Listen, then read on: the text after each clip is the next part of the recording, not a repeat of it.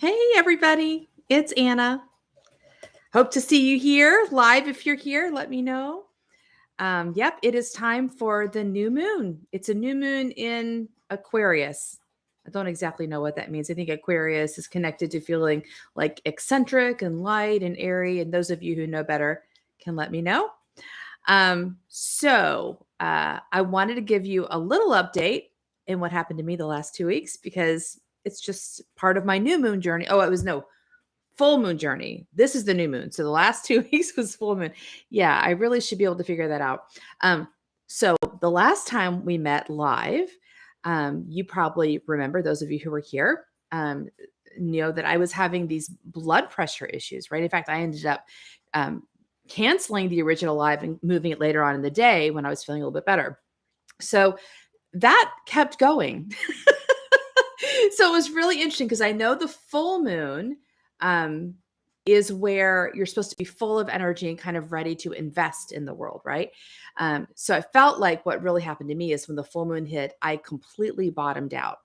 I had 2 days of very low blood pressure, and then I started developing other weird symptoms, like my chest was feeling kind of heavy, like my breathing felt heavy, and I had some pain in my solar plexus. Anyway, so I had 4 days of this, and I kept validating that it wasn't really a medical problem. I knew it was kind of connected to other things, but I knew it probably wasn't a medical problem. My mind, of course, was like, yeah, but what if you have pneumonia? Like, what if you have an infection? What if you're really sick? And so by the fourth day, this is where my crisis hit. By the fourth day, I woke up and I had been hyperventilating all night. I kept thinking I wasn't getting enough oxygen. And you know, when you're getting enough oxygen, but you think you're not, and you breathe harder, it feels like you're not getting oxygen. So you kind of create your own crisis. Well, that's what I did. So all night long, I was hyperventilating. So I got up the next morning. I'm like, okay, clearly, my lungs must be congested. I need to take care of that. So that morning, my husband was actually going out of town. And hi, Bonzo. And but I said that morning, I said, I need someone to take care of me. And it was the clearest truth I had. But he left because he had to. And so I thought, okay, I'm just going to take care of myself. I'm going to get the medicine I need and just take care of myself all day. I rescheduled some clients. I'm like, I'm just going to do this today. About 2 hours in, maybe an hour in, I'm like, I need to call my mom. So I called my mom and I asked her, do you think I should go to the doctor? And first she said, yes. She said, yeah, you need to go to the doctor. So she said, I'm going to come. My parents live about 20 minutes away. So I'm going to come take you to the doctor. And finally, it took me a while because I kind of knew I didn't need to go to the doctor, but I also needed to do something different. So I said, okay. So I got ready. It took me forever to get ready because I was so slow and so dizzy and winded. I finally got in. I just sitting in like the car waiting on my mom to come. My parents, they were both coming. And I was sitting in the car waiting them to come, and I started feeling better. And I thought, I think I'm feeling better just because I know my parents are coming. And I thought, maybe I don't need to go to the doctor. Maybe I just need to go to my parents' house. And so I called my parents. They hadn't left yet. And I said, I think I just need to come there. So I went to my parents' house. And as soon as I came in the door, I started getting better. And I realized it was because I really needed to be taken care of. And over the next couple days, my mom cooked for me. She made chicken soup. My dad talked with me through my physical symptoms. My dad's a scientist, so he helped me think rationally about where my problems could be coming from. And I figured out with his help where I was probably getting my soreness. And I spent a couple of days kind of being very weepy because I realized what I really needed was to be taken care of. And I wasn't letting myself be taken care of. I wasn't asking for it. And even if I did ask for it, like for my husband, who is always willing to help me, I wasn't letting myself really enjoy it. Like I would feel guilty or bad or frustrated that I needed to ask for help. And I realized I had gone through this expansion of my calling, which, those of us who are kind of naturally expansive energies, you go through periodic expansions. And I knew that had happened, but I didn't foresee, because it never happened this dramatically before. I didn't foresee what the consequence could be, right? It's like a river, right? The river's really got a nice strong flow, but then you widen the banks. Well, if you don't increase the water, what happens to the river? It bottoms out. So I realized, like, if you're going to expand your giftedness, if you're going to expand your offerings in the world, obviously you have to get better and better and better at receiving support. Self-care is great, right? But you need other care. Because if you're relying on yourself to take care of yourself, and that's all you're relying on, um, yeah, then you can't really expand because you only have so much availability to take care of yourself, right? And so I think, my cards um 2 weeks ago were the Nine of Pentacles, the Ace of Pentacles, and the Six of Pentacles, all about the physical world. And I connect that also with physical wellness and vitality. Six of Pentacles is about finding harmony and balance in your giving and receiving. How blatant could that be? But I looked back and I thought, the Nine of Pentacles, I even said 2 weeks ago, is about taking stock of what you've accomplished. Like this lady in the Rider-Waite, she's in this garden and it's so beautiful. And she's like, yes, look at my garden that I created. Well, in the period of time when I was at my parents' house, I thought, yeah, but when you plant a garden, you only do maybe half the work. The universe does the other half of the work, right? The magic is you and the universe working together. So yes, the garden is beautiful and amazing, but it's not evidence so much of our hard work. It's evidence of our willing to invest and our belovedness. And it's so easy to forget that everything we accomplish that has magic and beauty and power is because we've shown up and we've allowed the universe to show up, and because the universe loves us and is supporting us. It's so easy to get caught in the other way of thinking because we live in a world that's so action based, right? Like pull yourself up by your bootstraps and do hard work. And if that's how you like to do things, that's fine, right? I don't really like hard work. I like things to be easy. And I'm not capable of hard work. I mean, I can't do it for very long. I need to have lots of help. And I realized that that was the challenge I was hitting. Like, if you're going to work, if you're going to offer more of yourself in the world, right, you have to receive more. Imbalance happens because your giving and receiving are not in equal measures, right? So if you're out of balance and you're running out of energy, you can either cut back on your offering of yourself, or you could increase your receiving. And most of my clients are kind of like me, and we really hate scaling back. Like, I like to expand. I like new adventures. I like getting bigger and having more magic. So scaling back is kind of a bummer. So it's better just to learn how to receive better. So when I came home, I began to notice the patterns, even with my husband, asking him to do things for me and then not letting myself enjoy what he was doing. And I thought, you know what, everything for the next week, everything's going to be about comfort. Does it feel good? If it feels good, I'm going to let it feel good. If I need help with that, I'm going to ask for what I need, and kind of train my mind, especially to like get better at receiving. So yesterday was the first day I was like, okay, I think I'm back to my regular groove. So hi, Astrology Outsiders and Patty and Shadow 21. Nice to see you guys. So if anybody else is here, let me know. So, and let me know what your full moon 2 weeks was, what it was like for you. That'd be nice to hear too. So if you have any questions, just feel free to throw them out. So this is the new moon. I don't know why I keep getting it confused. This is the new moon, which means for the next 2 weeks, we're going to be growing in energy, which is good for me because I feel like I just got like to a neutral place in my energy. I'm just right now not totally scaled out, right? So I was reading in the moon journal I have, and the next full moon.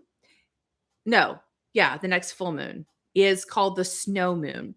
And it's the connection to the snow moon is basically, well, it's still snowy, right? It's still wintry, but the days are getting longer. And there's this idea that there's sort of an itchiness in the world. Spring is starting to kind of gently push its way forward. So there is kind of a time of awakening.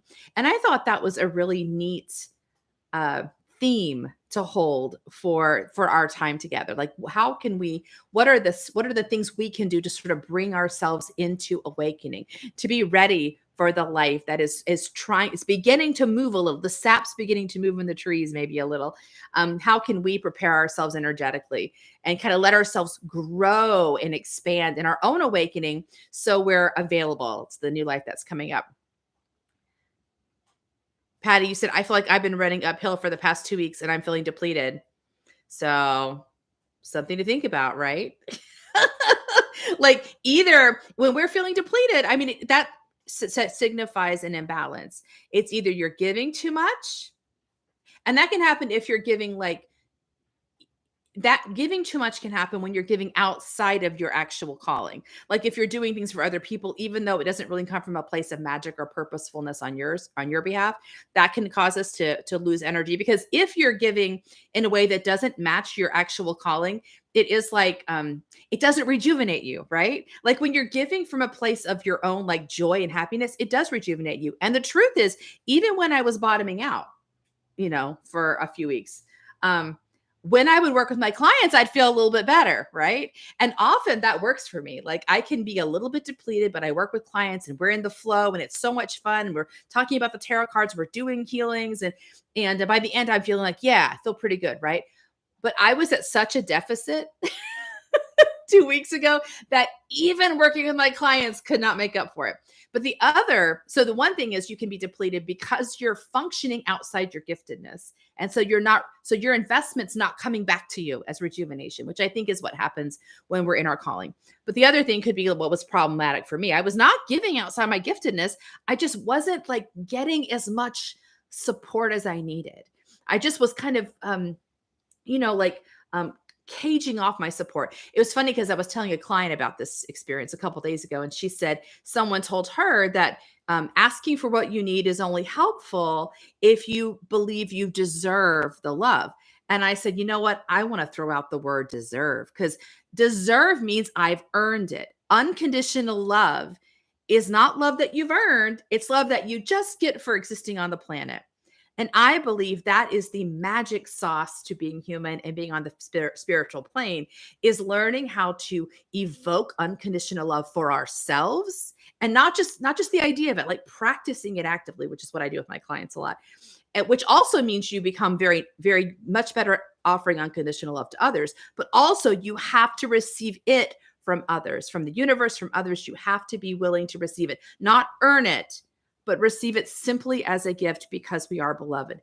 It's such an interesting idea, unconditional love. Like everyone loves the idea, but living in it is really kind of uncomfortable, and it takes practice. Like I had to watch my mind the last 2 weeks when I'd ask my husband to do something for me. My mind's like, well, you should be able to do that, or he's probably not happy about that. I'm like, mind, stop. We're just gonna enjoy this. And I kind of taught my mind to quit talking, quit the little back talk, right? Because the mind was stealing a lot of the energy from having received. So my husband was doing something for me, but I wasn't benefiting because I kept deflecting so much of, maybe I got like if you got me something to eat, I got the food, but I didn't let myself get the love.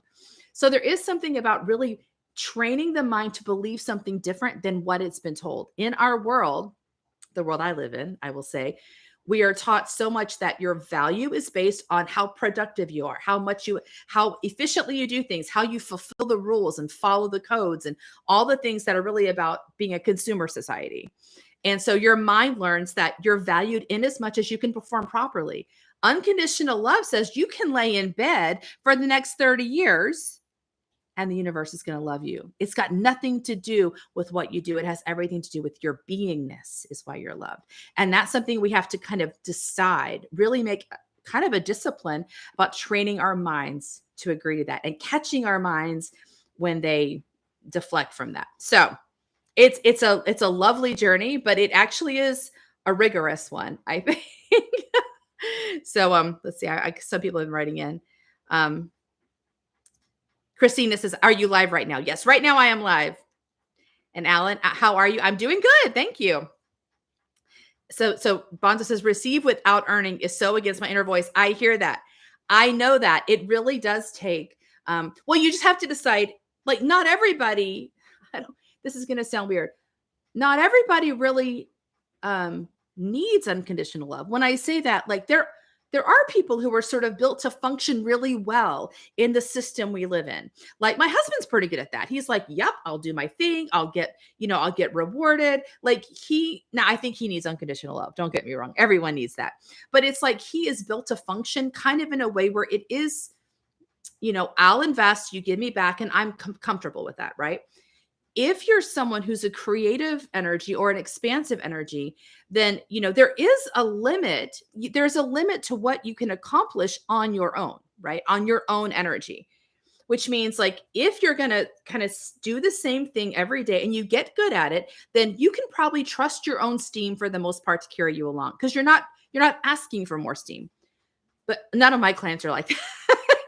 All the people I work with and me myself, we are not like that. We are kind of always drawn into expansion, which means if you're going to work with expansion, you can't really expand your energy because we're in a physical realm and the physical realm is limiting, right? We've got gravity, we've got density, you've got to eat and sleep, all that stuff. So your physical body will only allow so much expansion. So the only way to solve it, if you're going to keep expanding in what you're offering in the world, is you have to let supernatural energy in, which is that unconditional love or the extra love. You have to be supported. So it is not what we are taught, but if your path is one of expansion, I think you have to. You don't have to. You don't have to. You can do whatever you want, right? You don't have to do anything.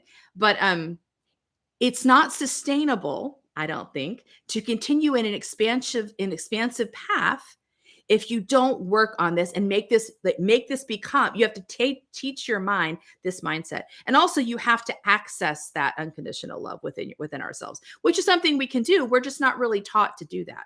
You have to, that's something I work with my clients all the time, is we have to learn how to access the divine within ourselves and then recognize it in the world. So it's completely doable, but it's about whether it really is important to us or not, whether it's necessary or not, because it is a different way of seeing the world. And there's no reason to learn a new way of seeing the world if your current way of seeing the world is working for you, if that makes sense. Okay. So, Shadow, thank you. That's just capitalism. Yeah. I mean, it's a whole system, right? And it's a mindset, and it's in a mindset. If you repeat a mindset often enough, it becomes a reality, right? But reality, your mind learns through repetition. Reality is created through repetition. So if you begin to teach your mind something different, and you keep supporting it, and through that shifting, the mind will, if you give it enough support and enough love. So, yeah.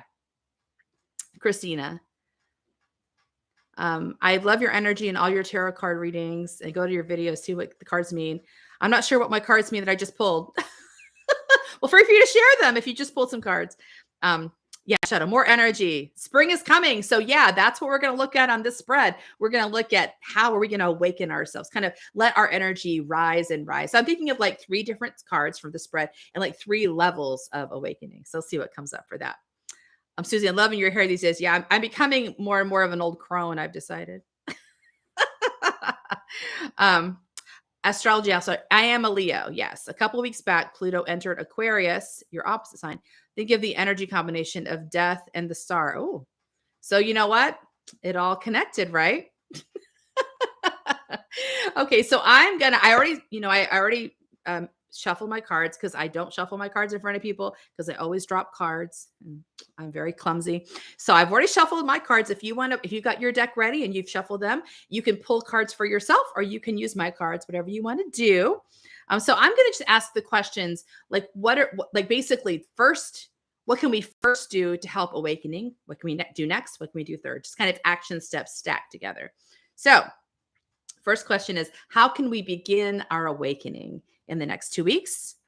Oh, I've got the 5, if you can see it, the 5 of Cups, which is about, the 5 is the challenge point, right? It's always the point where you have to kind of dig in, like, and all of this trajectories. The 5 is the point, like, I feel like you're going up a mountain, and the 5 is the point just before you're at the top of the mountain where you got to hit the gas, right? Or you're not going to make it over the mountain. And if you don't answer the challenge, you kind of slide back down the mountain.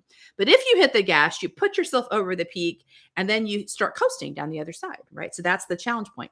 Cups are connected. I'm gonna hold like there.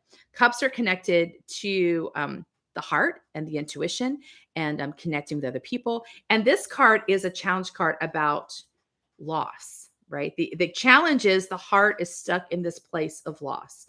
And the guy here, you can see he's looking back at this house. Looks like he's been exiled from this house. He's feeling kind of badly about it. So So the challenge of this card is both to recognize your loss, to acknowledge it and process it, and then to release it. Because behind the guy, so here you've got everything's backwards on my screen.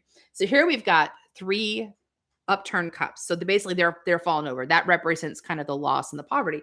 Behind the guy are two upright cups. So basically it's like, yeah, you did have a loss. That's true.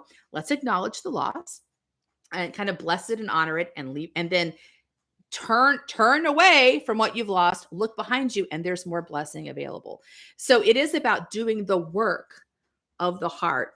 And both of those challenges have to be met. Like oftentimes we'll have losses that feel so overwhelming, we don't really ever engage them or process them. And so we get stuck here, right? Or we get fixated on the loss. It becomes our story and we keep staring at it and we never discover the blessings behind us. So the 5 card of the cups is about taking seriously your loss, acknowledging it and honoring it, and then releasing it. So that's interesting. So that must be, I need to look at some kind of loss. I need to figure out what loss I'm not looking at or what loss I'm fixating on. It's probably something I'm not looking at because I tend to get rid of stuff as soon as I see it, I get rid of stuff. I tend not to always recognize when I am feeling sad. So I will spend some time thinking about that. Lex, you got King of Pentacles, 3 of Wands, and 6 of Pentacles. Okay. King of Pentacles, that's about like manifesting in the physical world. It's about what do you want to create? What do you want to see? What do you want to make? And kind of owning your mastery around that, right? That's kind of cool. Those are all very like strong cards. So the King of Pentacles would be like, yeah, because the king is the master energy, right? So what do you want to make? What do you make happen? That's your first awakening. What do you want to see? Like letting your desire speak to you. Your not even maybe desire, but it's probably more correct to say, what is your physical vitality calling to you? What is missing in the physical world? What are you looking for to create? So 3 of Wands is about momentum and energy. Wands are about fire. So then it's like, you know what you want to create, start letting the wands build you up. Also in the Rider-Waite, the 3 of Wands shows the guy at the seashore looking at this ship. So it's like he's in his joy, he's in his excitement, and the universe is also responding. So you start to look for synchronicities. And the 6 of Pentacles, as I just talked about, is about making sure you have a balance between receiving and giving. Because if you're manifesting and generating all this energy, don't go, you also need to receive support from the universe. So you don't do what I did, which is bottom out. Let's see. Christina, your card totally relates to me. Okay. So yeah, that's important. That's important to know. And it's important to, let me just tell you that we do get stuck with this. We do get stuck in the challenge just because we don't know we can make it. We don't know how to solve it.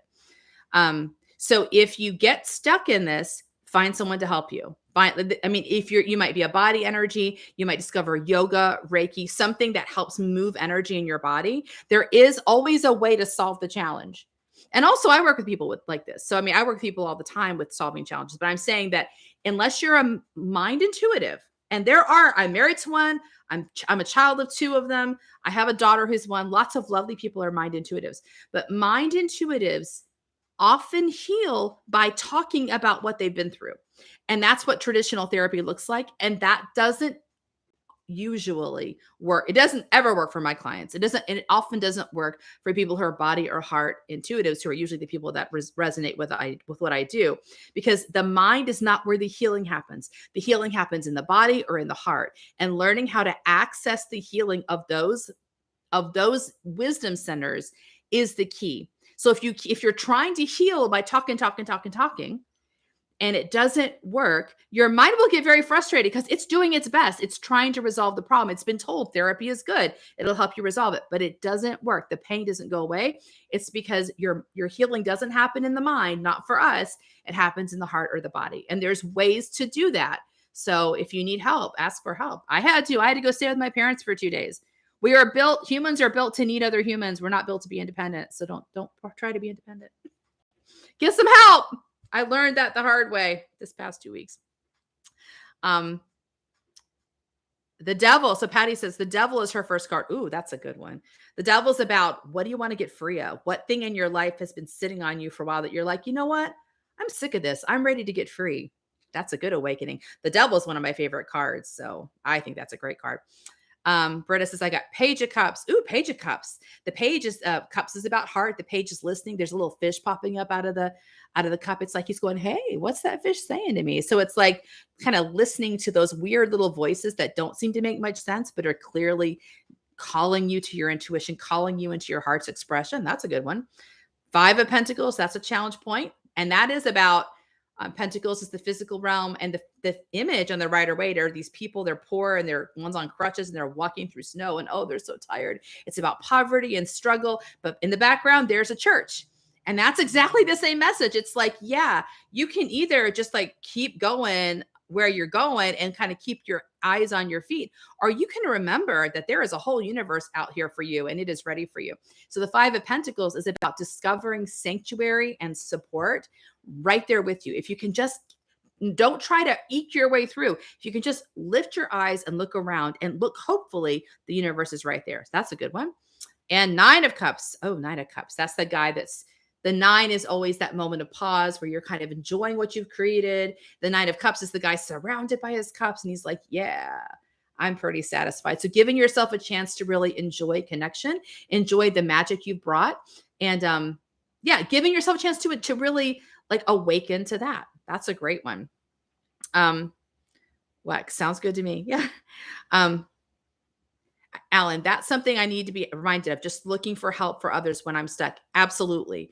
And your soul knows how to navigate this life, right? The mind doesn't, especially if you're not a linear intuitive, your mind does not know how to navigate properly. It will try. It will try so hard, but it really is those weird little impulses you get where you're like, I'm just going to go into this bookstore, or I'm going to, like, I took a tarot course that way. Like, I'm just going to take this little course. It is like those weird little inklings are where your soul is showing you. There's stuff out here. Don't let your mind will not find them. Unless you're a mind intuitive, your mind will not find them. You trust the intuitive voice within yourself. It will help you find the people you need, the resources you need, the experiences you need. And so it is about learning to trust there is a deep genius to our intuition, but our mind does not understand it. So the mind is not the leader.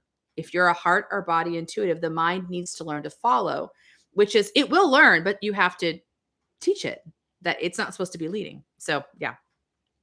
And Shadow, Three of Cups. Oh, that's a great one too, because Three of Cups is three is the momentum. So momentum is a great, a great idea for awakening, and Cups is the heart. And it's the three women in the Rider Waite. It's three women dancing in a circle. It's about finding people who love you, who support you, who like want to celebrate your heart. I think Three of Cups was the card for today. Yeah, it's in the tarot story. It's the Friday card. So yeah, look at that. Judgment's resurrection, right? Daniel, this is my first card is Judgment. Judgment is about leaving old life behind and stepping into new life. So it's about cutting ties with what doesn't serve you, doesn't match you, old identities, old struggles, old stories, and coming into something fresh. So that's a good cutting free. And actually, resurrection is sort of a demonstration of the winter moving into spring, right? The world goes into the grave during the winter, and then in the spring, there's resurrection. So it almost is perfectly aligned with the theme. And Zero is, I got Queen of Swords. So the Queen of Swords. Oh, she's great. So I think of the Queen of Swords as being the one who stands ready with her sword. She's going to chop us free of old stuff, old ideas, old tools that aren't serving us. Like she's the one who's going to get rid of stuff that is in our way and free us up. So that would be a good awakening. What dead things are ready to be cut off? That's also Judgment. Judgment and Queen of Swords are matching a little bit. What dead things don't work? Have they been holding me back? I cut them off so that I'm free to move forward. Okay. So next card, our next step in awakening, my next step in awakening is going to be Three of Cups reversed. Hey, I got Three of Cups too. Now, Three of Cups reversed. I think Three of Cups upright is kind of like, go find your people, go have a party. Three of Cups reversed is like, yeah, have your own party. Like really celebrate yourself and honor yourself and love yourself. And so it's more of an internalized experience of the Three of Cups. And that's helpful too. Like definitely if you're an assertive or a creative energy, like we are self-referential, which means we do need a lot of time alone. because you need a lot of time to connect with your own wisdom. And sometimes other people can be draining because they don't quite understand what you're doing, and they're kind of offering their own perspectives. That's not a bad thing. It's just if you're trying to surface your own thing, that can be distracting.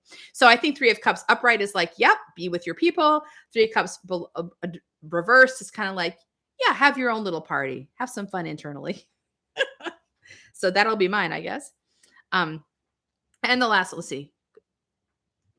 Second card is Justice. Justice is about balance. And it's like the Justice card is the lady sitting there and she's holding the scale. And it reminds us that the universe keeps energetic balance, right? It's keeping balance. So, like, it's roughly understood as like the karma card, or like, as you sow, so will you reap. But the problem with that is people often read that in a very linear way, which is if you do bad things happen, which means we're reading the universe as though it's trying to punish us because we don't realize how beloved and we are in the universe, when really, so we're looking for like negative things to happen, and we're not looking for blessing. And so we miss the blessing. Like, the universe is sending us lots of good stuff, but we're not picking any of it up because we don't expect to be blessed. So I think the Justice card is like realizing, and you know how people do this, they don't talk about it much anymore, but there used to be more like a gratefulness practice where you're kind of acknowledging all the beautiful things in your life. Well, I mean, that's a little bit of a trite thing to do, but it's also pretty effective because it's bringing your attention to how many blessings are in your life. And that connects to the Justice card. Wow, there are so many blessings in my life. I'm pretty fabulous, right? I must be on fire. I must be lit up with so much beauty that the universe is giving me beauty right back. By the way, we are lit up with so much beauty that the universe is responding. We just don't acknowledge it. Our minds just aren't seeing it properly. And so we need to train our minds to look. It is so much about training the mind because the mind gets mindsets from the world around it. Like when you're little, you don't have any, you're like a little sponge. So you're absorbing all the stuff around you. And as you get older, you have to then say, does this match my purpose on the earth? If it does, you'll never even ask the question. You'll just be like, yep, this is what I'm doing. It feels good. It's when you can tell something is off because your calling is not matched with what's happening. You're feeling frustrated, you're feeling confused. It's just you're not satisfied the way other people are. Then you know something is off.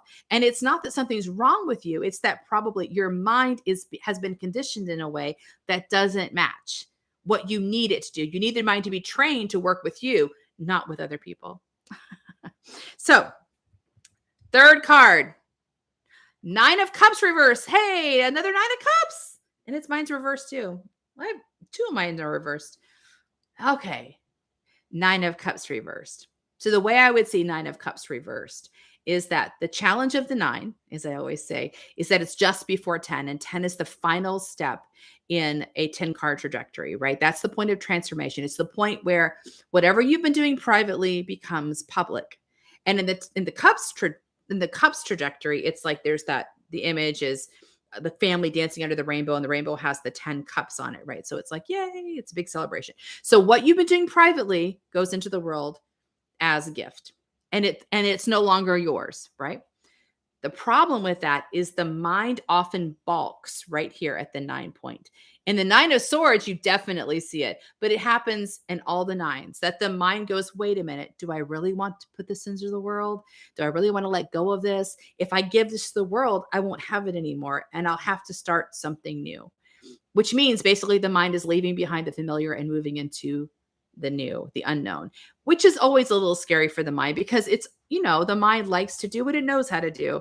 And basically, you're asking the mind to let go of what it knows and to move into faith, into something it doesn't know yet, and just to learn it, to learn a new thing. So the way I would read this reversal is the last awakening would be like being aware that helping my mind let go. Helping my mind just throw the gift into the world and let it be in the world so we can start something new. So my mind doesn't get caught in just like, like you have your own little private party, which actually is what I said the Three of Cups reverses. Like you do have your little private party, right? But and the private party can actually spur your creativity and help you get clear and help you listen to your voice of wisdom. But the real reason you were creating is to gift it to is on behalf of the universe, is to gift it to humanity. So if you don't end up releasing your gift into the world, it actually does become stagnant, and it becomes you start feeling frustrated, you start feeling backed up and constipated, right? Because we're not designed to hold on to things beyond their point. We're supposed to let them go. And that happens too with my clients. They get so, that's one of the challenges is go ahead and do it. Take the action, put it into the world, and move on to the next thing. Like, don't think about it anymore. I even have clients that do, I don't know, social media stuff or posts, and then they worry about the post, like, oh, am I going to get, who's going to say, yeah, they then monitor the post to see if they're getting, good responses. And I'm like, no, the second you do the post, you just move on. It doesn't even belong to you anymore. It goes into the world. You don't even look at it anymore. Move on to your next post. Move on to your next bit of gifting you're going to offer the world. Because the killer is when you hold on to something that doesn't belong to you anymore.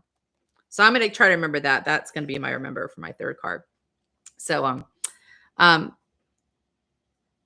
Patty says, my last card is strength. Oh gosh. So strength is that, oh my gosh, the angel with the lion. It's like releasing all this vital energy, making friends with your vital energy and letting it run, letting it play. That's the challenge as we've been taught, that we need to be civilized and make ourselves small and fit into a box. That is again, kind of it's not just consumerism, although it is consumerism. It's also, the world of linearity, which is the world of linearity is a world of systems and processes and predictable results, right?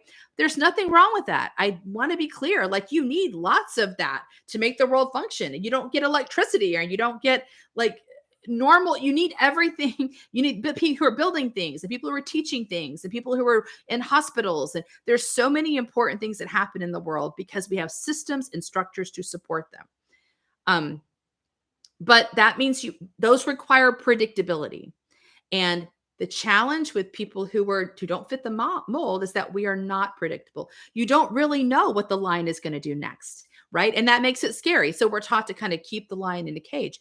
But part of our acquiring strength, it's the strength. The strength is really the strength of the angel, right? The strength to love the lion and trust the lion and have faith in the lion. So we start to have faith in ourselves and saying, yeah, nothing bad's going to happen if I let myself play. Nothing bad. It's only good and magical things are going to happen. So that's a pretty cool awakening the strength, awakening the vital energy within yourself, setting the lion free. What is the lion going to do? That's a cool one. And Shadow says second card is Tower. So that's the falling apart of structure, right? You have structures that and that's, again, structures are only valuable in as much as they're supporting us. At some point, if you're an expansive energy, structures get too small. You get too big. How about that? You get too big for the structure. And the Tower happens when it's like, there's a lightning bolt in the Rider-Waite, a lightning bolt, and it represents insight. The moment you see something, your mind expands and the tower has to fall because you're too big for it. So the tower falling can be kind of scary. Well, it's disorienting at the very least, but it's making room for the next piece of your chapter, the next piece of your journey. So as an awakening, like, what things are falling apart, and can we kind of embrace this shift, even though it can be painful and disorienting, knowing that, but it's going to lead to some new expansion, and that's going to be fun. Shadow third is King of Cups. Ooh, the King of Cups, the master of the heart, the master of intuition, which is the energy that knows how to receive all emotional truth, all emotional struggle, receive it with equanimity. In the image, he's on the throne, and it's on the sea, and the sea is rocky, but he stays stable. So the idea of really mastering your own loving attention and hospitality to your emotional self, knowing how to release emotion, how to receive it, and how to find the wisdom inside of it, when to take action, when to let it flow. So yeah, that's really interesting. All right. Well, those are my three cards. Anybody else have any? I think someone asked before about looking for a reading. So if you want to know more about readings with me, I'll just put my email address I think it's in most of my it's in the footer of most of my videos. I'm trying to say the word videos. I'll put it here as well. So if you want to reach out to me, you can. I'll let you know how I do things. But yeah. So no other questions for tonight. All right. Well, let's just see. Let's see what happens with the new moon. We'll see how we awaken our levels of awakening. And yeah, I'll see you in a couple weeks. I actually might do a spread. I'm not a spread. I might do a live stream next week. I was going to do it last week, but you know what happened to me.